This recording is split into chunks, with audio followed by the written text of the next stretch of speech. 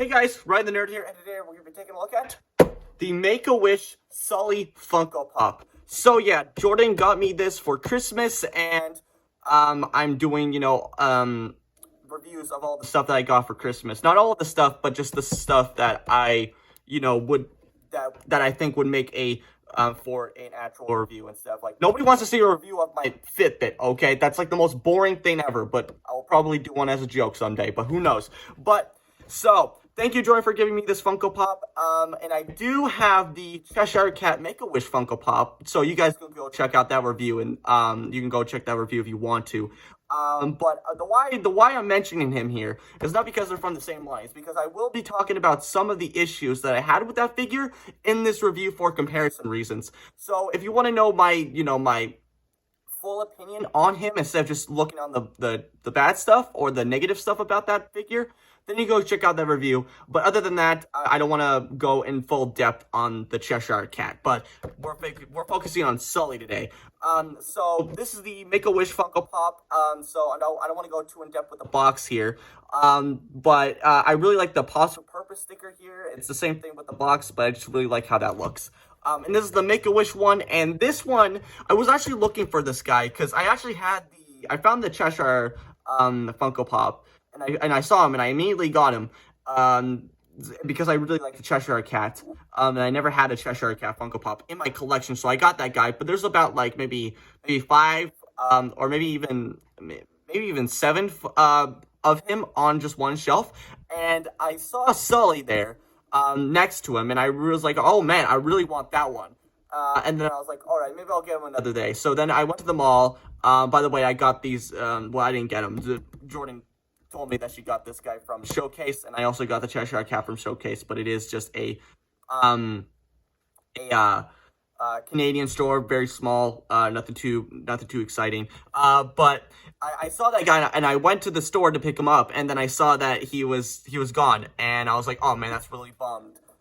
So then I haven't seen him since, so I'm guessing they restocked for Christmas, and Jordan immediately picked that guy up. So thank you, Jordan.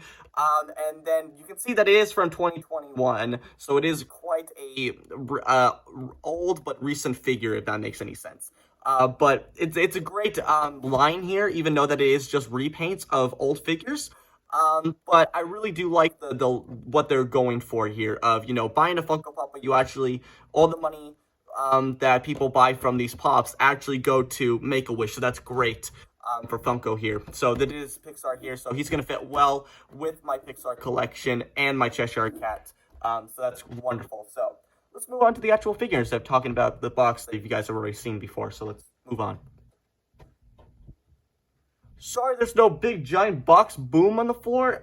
There's a bed beside me right now, after having a banging sleepover with the boys for New Year's. So the bed is still up here, so when I threw the box, it just bounced on the bed here. So sorry to all the big, anticipators for the big box boom. You guys ain't getting that, so F in the chat, I guess. But anyway, let's take a look at the actual Funko Pop here. So here he is, and he is quite hefty, by the way, even though that I usually just talk about the details first, but just want to mention, he's a quite heavy boy here, which is expecting for Sully here. But I really do like the, so many people might be not, probably don't want to buy this figure, probably because of the paint, probably because of the paint job that they use, because it is just metallic, but it is just, a couple shades of blue, and that's pretty much it, with a little bit of silver to make those kind of not so bland looking.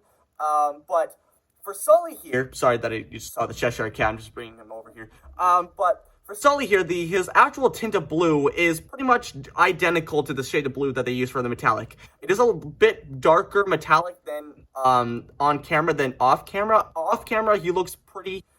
The color looks pretty identical to him. And the spots here are not, they're not pink anymore, they're dark blue. But for some reason, they didn't add a whole lot of spots that I would have liked to see on this guy. And they are a bit faded. I would like them to be a little bit more darker, a lot more darker, so it makes it not so bland looking, but it's what you get, I guess. Like I said, the color might be a little bit off-putting, but for me personally, I feel like it's a nice tint of blue for Sully here. But you can also see the really nice silver that they use for the horns here and for the teeth here. And what I can tell, or the research that I've done, and by research I mean go on Google and look at images and don't actually look up any actual websites or even go on YouTube for that fact. What I can tell from my research is that this is a completely new mold for Sully here. It's better than it's what I was saying. Remold better than the old one. So like classic Funko standard, they like to remold or remake some really old Funko Pops that are outdated and put their modern spin on it. So this is the new mold for Sully, and I'm pretty sure that they also have done some more new versions of Sully where he's holding up, like, you know, the broom and the trash bench and the trash can shield. I'm pretty sure that's what they're doing now. And it's way better than the old one because put a picture here. The old one looks yeah. I don't know why he looks like that, and also I don't know why he looks like that, but also why does he look so sad? Like, it's like he just saw Marley and Me for the first time. Like, why does he look so sad? But this fits perfect for Sully's character. It fits perfect well, and it's really nice. And the head is also not too big. It's actually just a perfect size for Sully here. Because Sully he's a pretty big guy, so you would expect him to have a big head on a Funko Pop. So this works really well.